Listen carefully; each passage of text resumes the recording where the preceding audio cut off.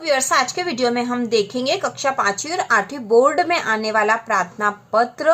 तो प्रश्न है, अपने कक्षा अध्यापक को घर पर आवश्यक कार्य होने के कारण 2 दिन के अवकाश का प्रार्थना पत्र लिखिए। तो इसको लिखेंगे हम और इस तरह से लिखेंगे कि हमें एग्जाम में पूरे में से पूरे अंक प्राप्त हो। तो इसकी शुरुआत करते हैं। सबसे पहले लिखा जाता है प्रति, इस तरह से प्रति लिखेंगे। फिर हम लिखेंगे श्रीमान कक्षाध्यापक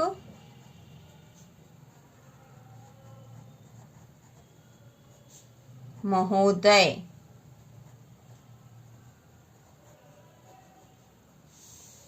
इसके बाद नीचे की लाइन पे आपके स्कूल का नाम लिखना है। तो यहाँ पर जो भी स्कूल का नाम है आपकी वह लिखोगे। आदर्श विद्यालय भोपाल। तो यहाँ आपको अपने स्कूल का नाम लिखना है। इसके बाद हम लिखेंगे विषय। तो विषय हम प्रति जहां लिखा उसी सीध में यहाँ पर लिखेंगे विषय। तो यहाँ विषय हमें प्रश्न में ही दे रखा है कि विषय मतलब हम किस कारण से प्रार्थना पत्र लिख रहे हैं। तो हम प्रार्थना पत्र क्यों लिख रहे हैं, क्योंकि हमें 2 दिन का अवकाश चाहिए। ठीक है, 2 दिन की छुट्टी चाहिए, इसलिए लिख रहे हैं। और कारण बताना है, घर पर आवश्यक कार्य होने का कारण बताना। तो कारण है, लेकिन हम प्रार्थना पत्र अवकाश के लिए लिख रहे हैं। तो हम यहाँ विषय में लिखेंगे 2 दिन के अवकाश हेतु। तो हम यहाँ लिख देंगे 2 दिन के अवकाश हेतु। तो प्रार्थना पत्र किसके नाम से लिखना है और उसका विषय क्या है, यह हमें प्रश्न में ही मिल जाता है। इसके बाद नीचे की लाइन से लिखेंगे महोदय।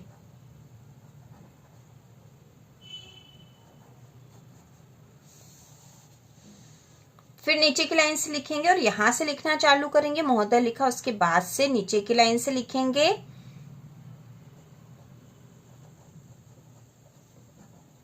उपरोक्त विषय में नम्र निवेदन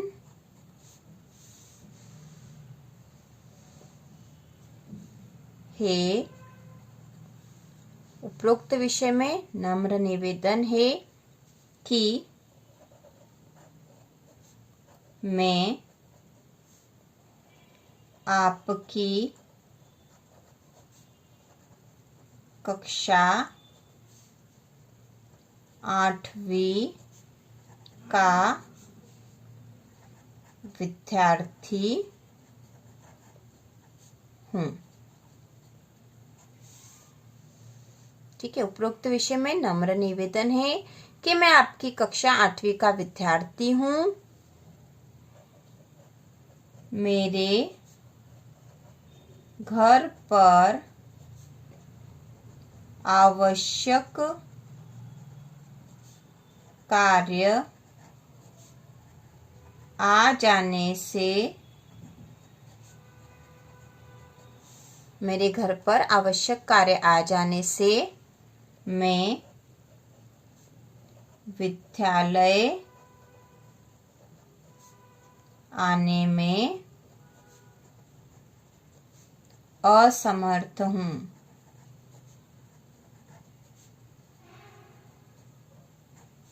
या फिर मैं विद्यालय नहीं आ सकूंगा, यह भी लिखा जा सकता था कि मेरे घर पर आवश्यक कार्य आ जाने से मैं विद्यालय नहीं आ सकूंगा। अतः अब हम नीचे से लिखेंगे यहां से, अतः कृपया मुझे 2 दिन का, क्योंकि प्रश्न में लिखा 2 दिन का, तो हम लिखेंगे 2 दिन का अवकाश देने की कृपा करें। ठीक है, अतः कृपया मुझे 2 दिन का अवकाश देने की कृपा करें। इसके बाद फिर नीचे की लाइन पे हम लिखेंगे यहाँ पर दिनांक,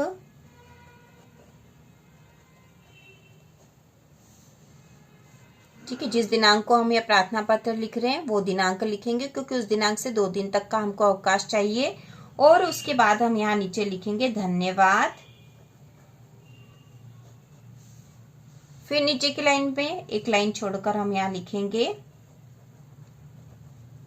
आपका आज्ञाकारी। फिर नीचे लिखेंगे हम यहाँ पर नाम, ठीक है। आपको अपना नाम लिखना है। और उसके बाद यहाँ आ जाएगी कक्षा, आप जिस भी कक्षा में हो वो आ जाएगी। जैसे हमने यहाँ 8वीं बताया तो 8वीं, आप जिस भी कक्षा में हो वो लिखेंगे हम। तो इस प्रकार से यह प्रार्थना पत्र लिखा जाएगा। बहुत ही आसान है, एक बार फिर से देख लेंगे। और यह बिल्कुल सही तरीके से लिखा हुआ है। इस तरीके से आप एग्जाम में लिखोगे तो आपको पूरे में से पूरे अंक प्राप्त हो जाएंगे।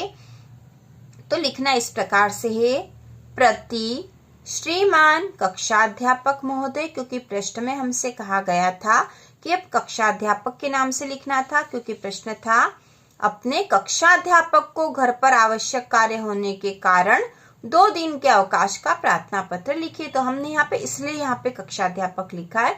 यदि प्रश्न में यहाँ प्रधानाध्यापक हो तो हम भी यहाँ पर प्रधानाध्यापक लिख देंगे।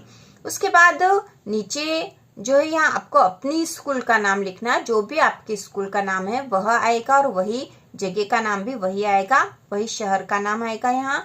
उसके बाद विषय लिखना, तो विषय प्रश्न में ही दे रखा था कि 2 दिन के अवकाश हेतु हम प्रार्थना पत्र लिख रहे हैं, तो 2 दिन के अवकाश हेतु हमने विषय लिख दिया है।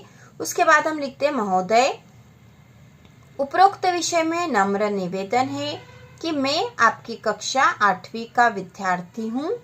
मेरे घर पर आवश्यक कार्य आ जाने से मैं विद्यालय आने में असमर्थ हूँ, अतः कृपया मुझे 2 दिन का अवकाश देने की कृपा करें। उसके बाद हमें यहाँ दिनांक लिखना है, जिस भी दिनांक को हमें प्रार्थना पत्र लिखेंगे। फिर धन्यवाद, और उसके नीचे आएगा आपका आज्ञाकारी, और फिर नाम लिखना है, जो भी नाम, और कक्षा, जिस भी आप कक्षा में हो।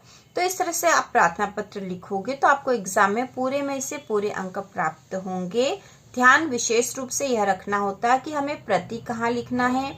उसके बाद श्रीमान नीचे की लाइन से आता है, विषय इस तरफ आता है, ठीक है। प्रति के नीचे विषय और उसके नीचे महोदय, ठीक है। यदि हम इसी तरीके से लिखते हैं जैसे हमने उपरोक्त विषय में हमने यहाँ से लिखना शुरू करा, तो यह सही तरीका इसका यही है। इस तरीके से ही प्रार्थना पत्र एग्जाम में लिखना चाहिए।